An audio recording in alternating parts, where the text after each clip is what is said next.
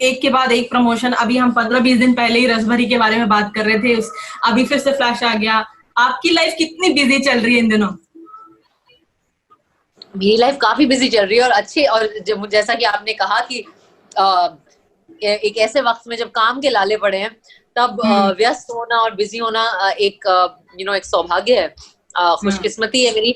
और मुझे लगता है कि न सिर्फ ये रिलीजेस, साथ में ही मैंने एक किताब के लिए फॉरवर्ड भी लिखा है, तो मेरी कुछ लिखाई भी चल रही है, इंटरव्यूज चल रहे हैं, तो एक ऐसी, मतलब हाँ, दुनिया बदल गई है, लेकिन एक ऐसी पुरानी वाली भी फीलिंग आ रही है। ऑफ कोर्स अगर ये कोविड का टाइम नहीं होता तो हम आमने सामने शायद बैठे होते, या जर्नलिस्ट के साथ मेरा एक इंटरेक्शन फेस टू फेस होता, वो नहीं हो पा रहा है। लेकिन उसके अलावा मुझे लगता है काफी मतलब मजेदार मामला है, और मेरे लिए बहुत एक तरीके से, चूंकि लोग घर पे भी बैठे हैं, तो एक ऑडियंस में भी एक जिज्ञासा है देखने की, नए शोज को, बात करने की, सुनने की। तो मुझे लगता है कि वो जिज्ञासा भी एक अच्छी जिज्ञासा है हमारे लिए।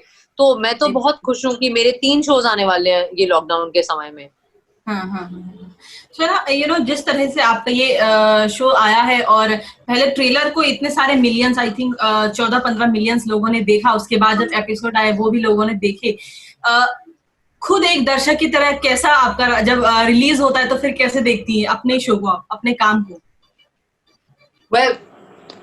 मेरे को बहुत बहुत ज्यादा नर्वसनेस होती है। मैं हमेशा, मुझे मुझे अभी तो चलो स्क्रीनिंग्स हम नहीं कर पा रहे हैं, लेकिन वरना स्क्रीनिंग के पहले मुझे ना लिटरली मुझे ऐसे लगता है कि उल्टी हो जाएगी, मतलब नौसिया होता है मुझे, मैं इतनी नर्वस हो जाती हूँ। और मैं स्क्रीनिंग के अंदर, मैं बहुत, मुझे बैठ के देख रही हूँ तो मैं बिल्कुल जैसे ठीक से देख नहीं पाती हूँ। पहली स्क्रीनिंग में तो मैं सिर्फ अपने आप को देख के गलतियां निकालती रहती हूँ कि वो इसमें ऐसे लग रहे हैं, उसमें ये ठीक से नहीं बोला, उसमें ये लाइन अच्छे से नहीं ली, इसमें अच्छे नहीं लग रहे, इसमें वो मोटी लग रही हूँ, पतली लग रही हूँ, ये सब नॉनसेंस।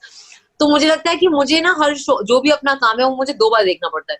एक बार मैं पहले अपने स्वार्थी इस नजरिए से, एकदम नार्सिसिस्टिक नजरिए से देखती हूँ, फिर दूसरी बार मैं थोड़ा एक ऑडियंस के रूप से देखती हूँ। और अगर मुझे हमेशा लगा कि जो कहानी मुझे स्वरा भुला दे कि वो ये मैं हूँ, स्वरा है ये, और वो मैं ये कर रही हूँ, अगर मैं वो सब भूल के कहानी में घुस जाऊं, तो मुझे लगता है कि ये अच्छा बन रहा है कि इसने मुझे मैं भुला दिया, मेरा मैं भुला दिया अगर, तो वो काम अच्छा है। या फ्लैश में आपकी लुक की बात करें ना, तो मुझे आपका लुक बहुत पसंद आया। जिस तरीके से हमने आपको पिछले आपके काम में देखा, एकदम अलग लुक, और इतनी फिट भी लग रही थी। इस किरदार के लिए कितना मेहनत किया आपने लुक के ऊपर? बॉडी पूरी ओवरऑल जो आपकी निखर के आया, बहुत अच्छा लग रहा है। आई थिंक लुक हमने काफी, उसके लिए मैं ममता, जो हमारी प्रोड्यूसर भी है, ममता आनंद, और दिव्या सैनी मेरी स्टाइलिस्ट को मैं दूंगी श्रेय, बिकॉज दिव्या ने मेरा और अक्षय का लुक किया था, और बहुत अलग अलग लुक हैं दोनों। और आई थिंक हमने इस किरदार में हमने, राधा एक बहुत ही नो नॉनसेंस कैरेक्टर है, उसे अपने काम के अलावा किसी चीज में कोई खास इंटरेस्ट है नहीं, तो हम चाहते थे कि वो दिखे कि वो बेसिकली एक बड़ी ही प्रोफेशनल, टू द पॉइंट, सीधी सटीक कॉप है, पुलिस वाली है, और उसके जीवन में उसका काम ही है। तो हम ये दिखाना चाहते थे, तो ज्यादातर करके वही हमने एक लुक रखा है। वो मेरे पास लिटरली 3-4 कॉस्ट्यूम थे, 2-3 पैंट थे, 3-4 शर्ट थे, बस वही मैंने पूरे शो में पहने। और बाकी अब मुझे लगता है कि थोड़ी, मतलब फिर भी थोड़ी फिटनेस पे और काम किया जा सकता था, लेकिन इस वाले शो में ना मेरा मतलब कॉस्मेटिक फिटनेस से ज्यादा, चूंकि हम लोग गन्स, रेग, दौड़ने की ट्रेनिंग, इन सब चीजों पे फोकस कर रहे थे, तो मेरा मेरा ये बड़ा वो था कि यार वो एक ग्लैमरस कॉप नहीं है, वो है एक नॉर्मल कॉप, मतलब उसको देख के लगना चाहिए कि वो एक नॉर्मल ही लड़की है। वो कोई वो एक ऐसा, वो कोई हीरोइन ग्लैमराइज करके पुलिस वाली का वो ऐसा वाला किरदार है नहीं उसका। तो आई थिंक कि वो स्वाभाविकता भी अच्छी है शो में, वो एक अच्छा बैलेंस है स्वाभाविक होने का, और और मतलब कोई ऐसे मेरे 6 पैक्स तो है नहीं जैसा कि हमने देखा, तो लेकिन वो स्वाभाविकता है, क्योंकि वो जो 6 पैक वाली जिम वाली बॉडी होती है, तो ऐसे इन अफसरों को जिम में 4 घंटे वर्कआउट करने का शायद टाइम ना मिले, मतलब लेकिन उनकी फिटनेस उस लेवल की होती है कि उन्हें दौड़ना है, उनको पकड़ना है, उनको कूदना है, वो एक अलग, वो एक फंक्शनल फिटनेस है। तो वो हमने एक्चुअली उस पर ज्यादा ध्यान दिया। लेकिन अब मैं सोच रही हूँ कि सीजन 2 में मैं 6 पैक बना के आऊंगी मैं भी। अब मेरे को गोल मिल गया ना, एक अगला गोल। कहीं ना कहीं मुझे ऐसा लगा कि ये किरदार आपसे बहुत मिलता जुलता है, जिस तरीके से कोई ग्लैमर नहीं था, काम से काम, और वो इतनी अपने काम में घुसी हुई लड़की है। कहीं ना कहीं मुझे ऐसा लगा, तो क्या ऐसा है? ऐसे मत कहो यार, मैं कितनी कोशिश करती हूँ ग्लैमरस करने की। देखो बाल सीधे करके आई, आज मैं यहाँ बैठी हूँ।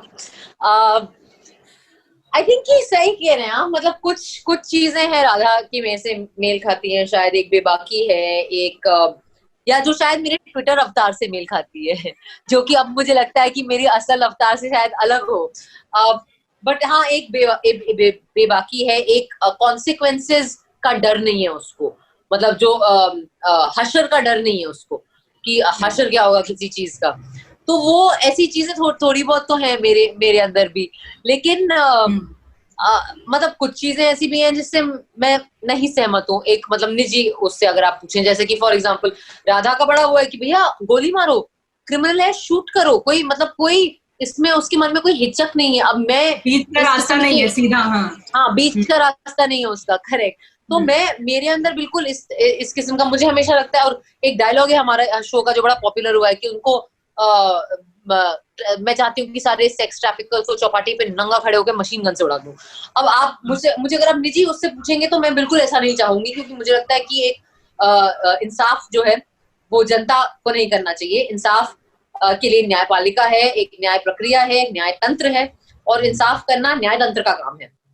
और एक प्रक्रिया होनी चाहिए उसकी, एक फेयर ट्रायल जिसे कहते हैं ना, एक वो मुजरिमों का भी हक है, और वो हमारे सभ्यता का उसूल है।